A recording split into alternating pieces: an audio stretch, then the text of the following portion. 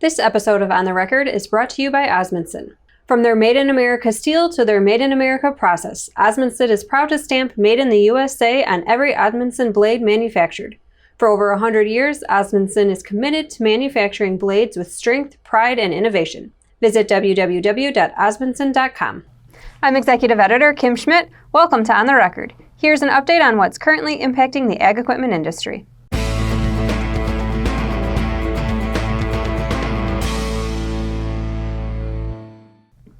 Through the first 6 months of the year, overall sales of farm tractors and combines have held up fairly well in the U.S., but not so much for Canadian equipment dealers. Year-to-date, sales of compact tractors for both the U.S. and Canada were at levels seldom, if ever, seen in the past. The U.S. was up 37.3% and Canada up 42.1%. Otherwise, U.S. sales of mid-range equipment remained solid in June. The U.S. was up 27.5% and Canada up 19.7%. Larger farm equipment in the U.S. stayed positive in June at plus 3.4%. Canadian sales of larger tractors in June fell again at negative 20.2%. Combine sales were up in both countries. Between 2016 and 19, U.S. average annual sales of row crop tractors have averaged about 8,800 units for the first half of the year versus 8,300 for the first 6 months of 2020. In Canada, the average from 2016 to 19 for row crop tractor sales during the first half of the year was just under 1,800 units. Through June, Canada is at 1,200 row crop tractor unit sales. U.S. combine unit sales averaged 1,800 units between 2016 and 19. Through the first 6 months of the year, 2,100 combines have been sold in the U.S. In Canada, the 6-month average for 2016 to 19 is 735 units. During the first half of 2020, Canadian dealers have retailed 470 units. This week's dealer on the move is Ziegler Cat. The AGCO dealer opened a new facility in Willmar, Minnesota. The 2-story facility features a retail showroom, a 25,000 square foot shop, warehouses, offices, and a 7,800 square foot cold storage building. The shops include 2 bridge cranes, lube systems, a hose bench, and a wash bay. An on-site Cat solar array will provide clean, cost-effective, renewable electricity to the new facility. Now here's Jack Zemlicka with the latest from the Technology Corner.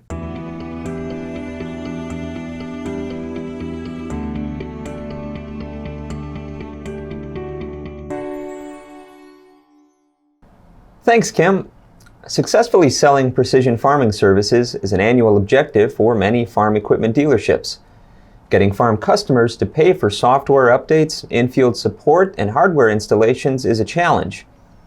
But what about connecting customers' ag tech and equipment investments with a long-term business plan for their farm operation?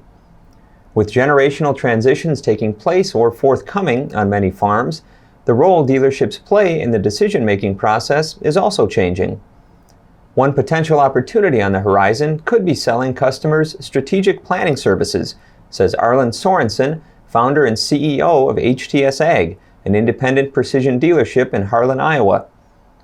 Sorensen, who started out in the IT industry, suggests that in the future, dealers could model their service offerings to provide comprehensive business guidance, rooted in the relationships they have with customers.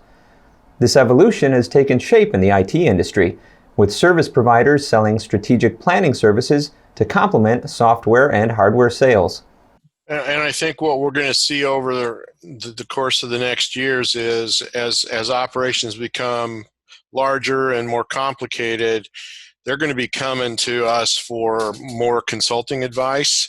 I think around strategic planning and some of those kind of things. It's what we've seen on the IT side as we grew the groups there. As people got mature, as they had their benchmarking figured out, then they were looking for, okay, now that I have this information, what do I do with it to really move the needle in my company? And so that's where we got involved with doing a lot of strategic planning, coaching, and some of those kind of things. And I think we'll see that come into the farm space as well, because the stakes are getting higher and higher every year.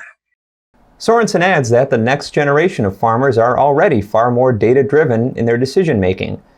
As they look to leverage data to improve farm profitability, they will also be more proactive in developing a long-term business plan, which will provide an opportunity for innovative precision farming dealers. Back to you, Kim. Thanks, Jack. According to a survey from investment bank Stifel, North American dealers of small ag equipment had notable sales growth in the second quarter. Survey results pointed to small ag inventory shortages driven by a new demand from gardening hobbyist activity amid COVID-19. As one surveyed dealer of small Massey Ferguson equipment put it, "We had a surprisingly strong first half. People at home working, gardening was the reason. Strong economy otherwise, not selling much to pro farmers, just weekend warriors." Small ag dealers saw a 6.5% sales increase in the second quarter of 2020, compared to a 0.1% increase from large ag dealers. Small ag dealers also expect a 4.7% increase in the next 12 months' sales. In addition, 60% of them see their new equipment inventory is too low. The report says there's potential for a small ag restock in the second half of 2020, following the significant destock in the first half of 2020, particularly the second quarter. Commentary from small ag dealers reflect their positive attitudes, as one New Holland dealer said, "If inventory is available and interest rates stay low, sales should be good for the rest of the year." Now here's Associate Research Editor Ben Thorpe with an update on European dealer sentiment. Thanks, Kim. According to the European Agricultural Machinery Association, European dealer sentiment has bounced back in the last 3 months, almost reaching pre-COVID-19 levels. The July update shows an index reading of negative 20 points.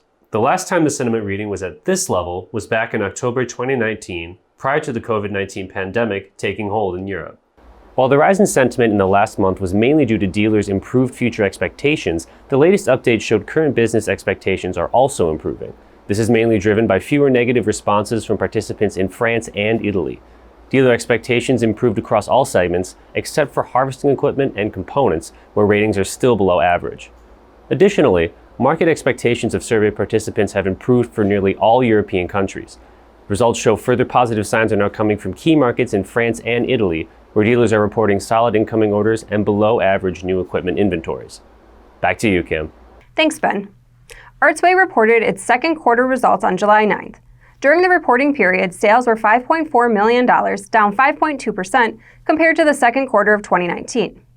For the first half of the year, sales were $10.5 million, up 6.1% over the first half of last year.